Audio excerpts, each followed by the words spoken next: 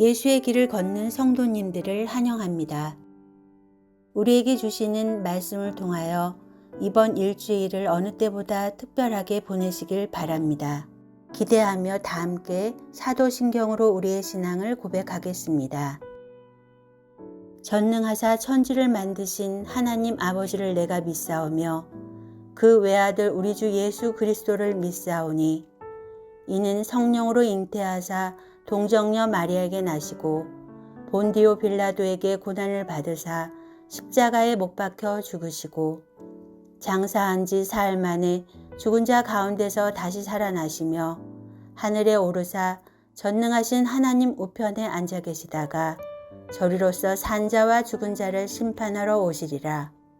성령을 믿사오며 거룩한 공회와 성도가 서로 교통하는 것과 죄를 사하여 주시는 것과 몸이 다시 사는 것과 영원히 사는 것을 믿사옵나이다. 아멘.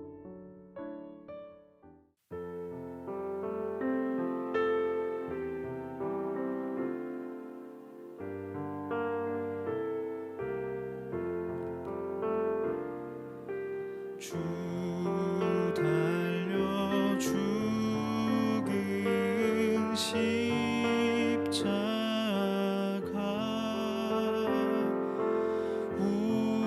우리가 생각할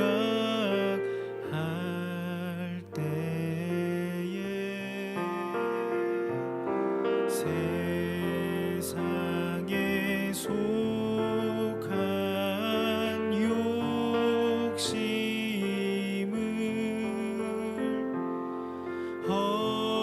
헛된 줄 알고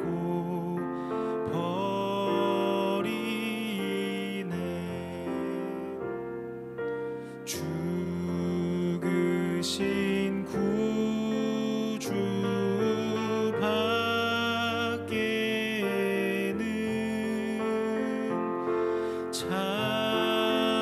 사랑을 말게 하소서.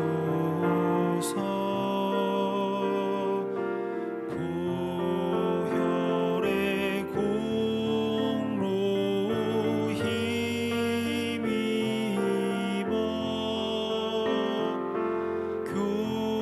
교만한 마음을 버리네. 못 박힌 손발 보니 큰 자비 나타내셨네. 가시로 만든 면류관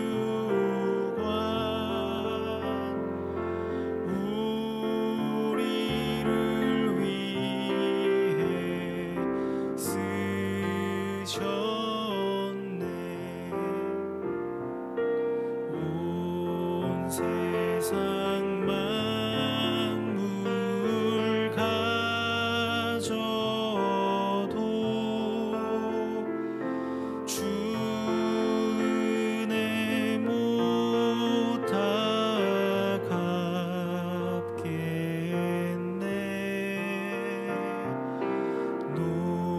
놀라운 사랑 받은 나 몸으로 제물 삼겠네. 아멘.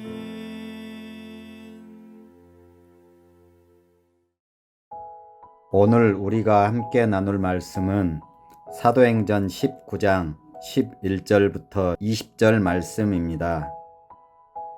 하나님이 바울의 손으로 놀라운 능력을 행하게 하시니 심지어 사람들이 바울의 몸에서 손수건이나 앞치마를 가져다가 병든 사람에게 얹으면 그 병이 떠나고 악귀도 나가더라.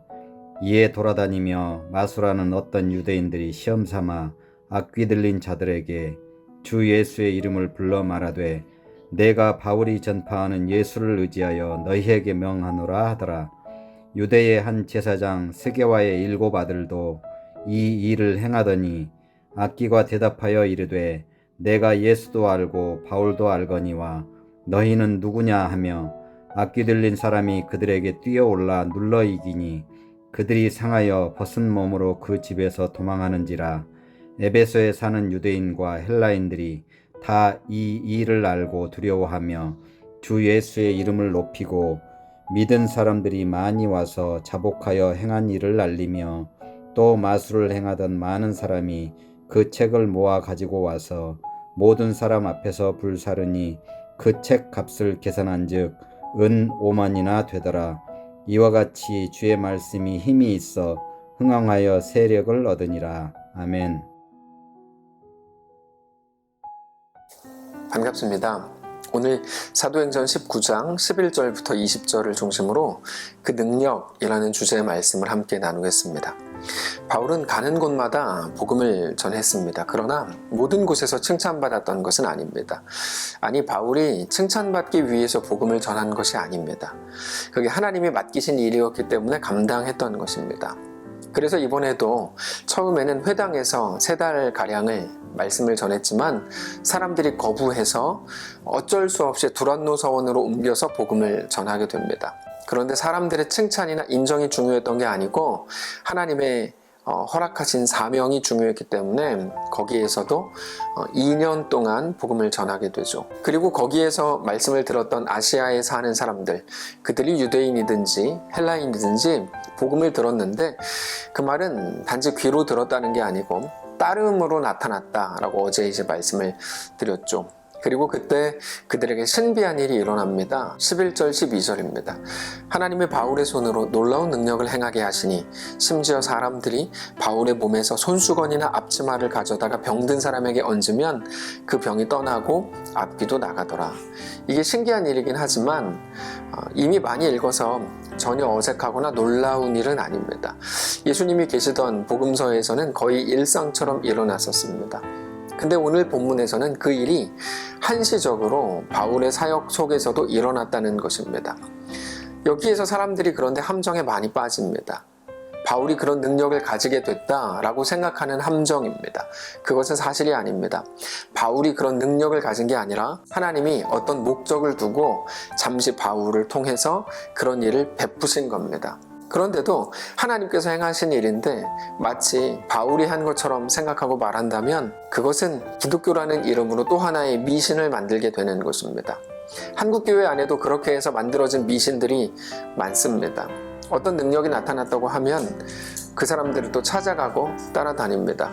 그러면 그들이 솔직하게 말해야 되는, 내가 아닙니다 말해야 되는데 그럴듯하게 자기가 영광을 받으면서도 하나님께 혼나지 않는 방식의 교묘한 말들을 함으로 결국에는 자기들이 잘났고 자기들에게 마치 능력이 있다는 식으로 완성이 되죠.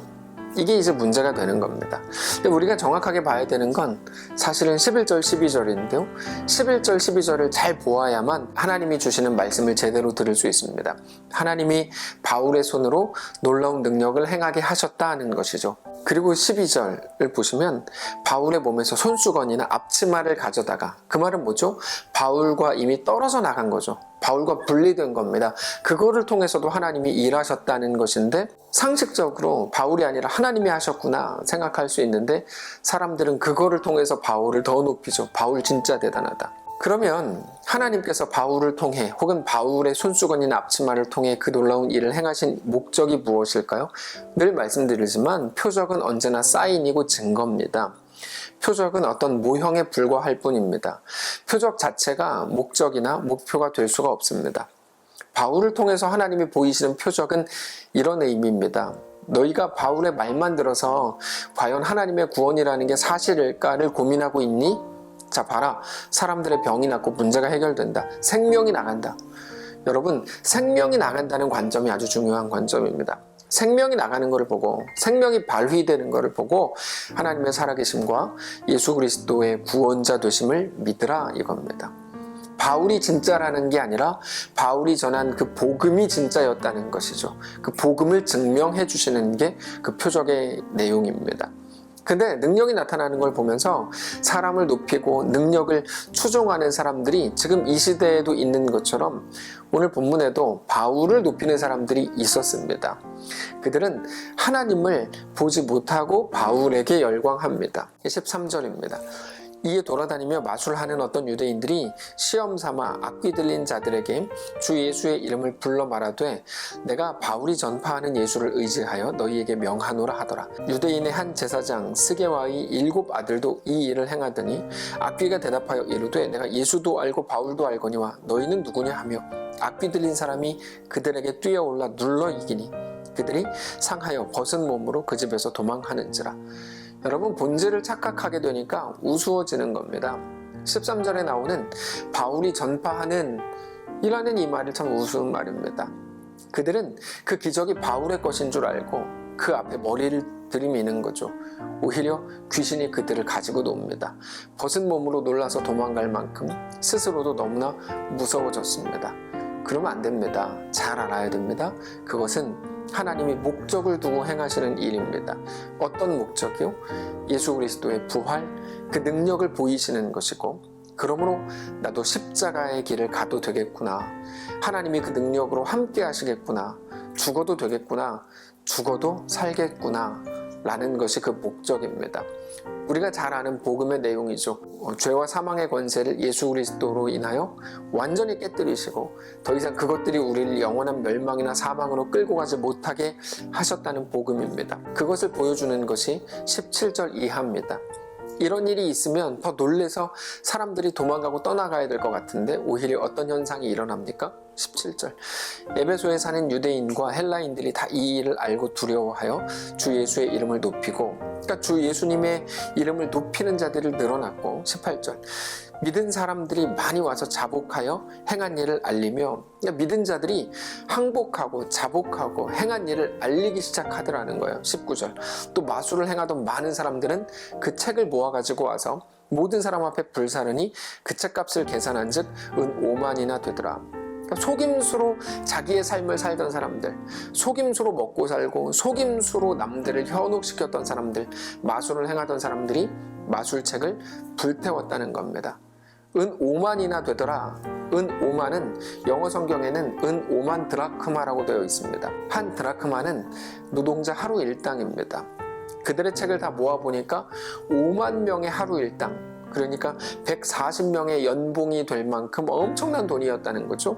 결국 주의 말씀이 흥왕해진 겁니다. 주의 말씀은 무엇입니까? 복음입니다. 복음은 뭡니까?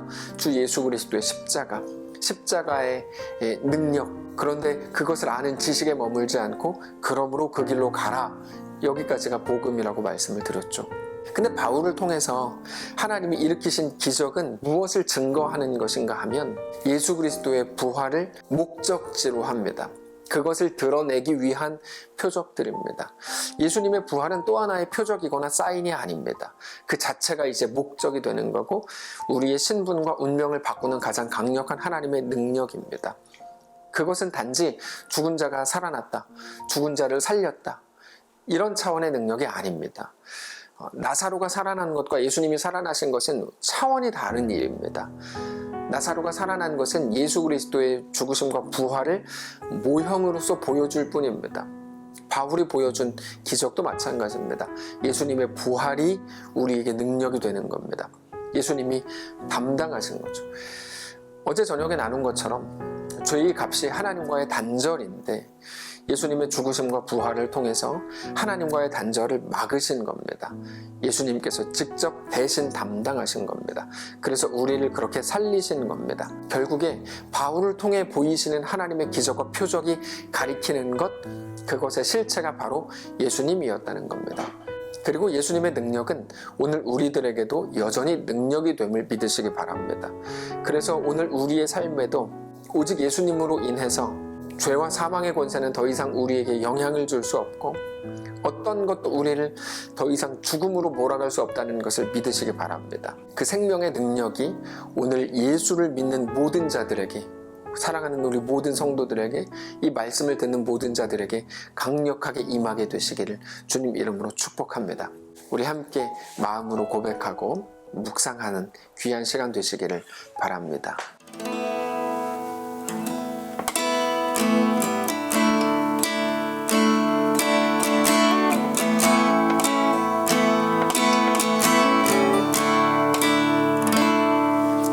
6월절 어린 양의 피로 나의 삶의 문이 열렸네.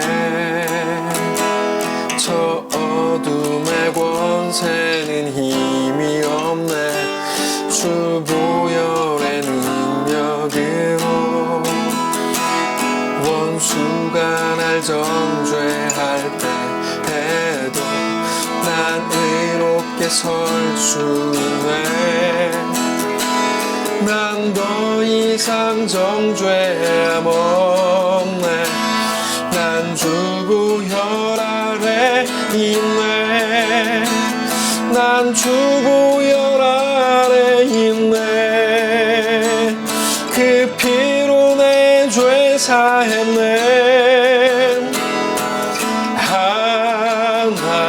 하나님의 긍휼 날 거룩해 하시었네.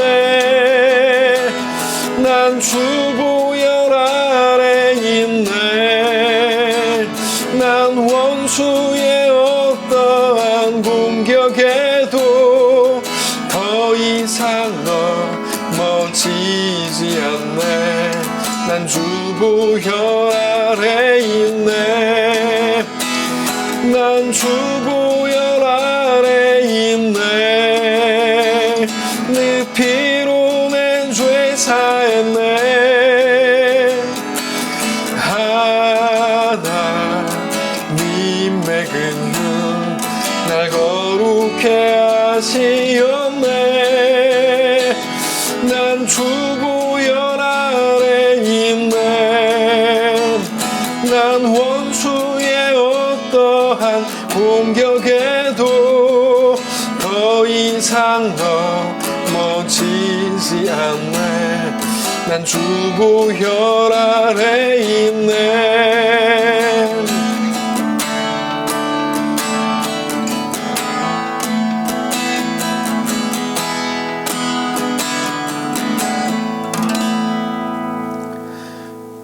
우리 한번 다 같이 잠깐 기도하겠습니다. 살아계신 하나님, 우리의 삶이 이제 예수의 보혈 아래 놓이게 되었음에 감사하며 감격하는 한 주이기를 원합니다. 더 이상 어떤 것도 우리를 이겨 넘어뜨릴 수 없고 주 예수의 보혈의 능력에서 끊을 수 없음을 기억하며 그 예수의 능력을 힘입어 이 땅을 넉넉히 살아내는 주의 거룩한 백성들 다 될 수 있도록 인도하시옵소서. 이번 한 주 우리가 아침 경건을 나누고 저녁 집회를 통하여 하나님께 더 가까이 나아가고 코로나로 인해 무뎌졌던 우리의 영혼이 다시 주님을 향하여 온전히 세워지는 귀한 기간 되도록 축복하시옵소서. 감사드리며 살아계신 예수님의 이름으로 기도합니다. 아멘. 사랑하는 성도 여러분, 오늘 하루를 우리 하나님께서 또 우리에게 허락하셨습니다. 오늘 말씀을 붙들고 힘있게 승리하시기를 바라고 저녁 집회를 통하여 또 새 힘을 얻고 주님 앞에 온전히 세워져가는 귀한 날 되시기를 축복합니다.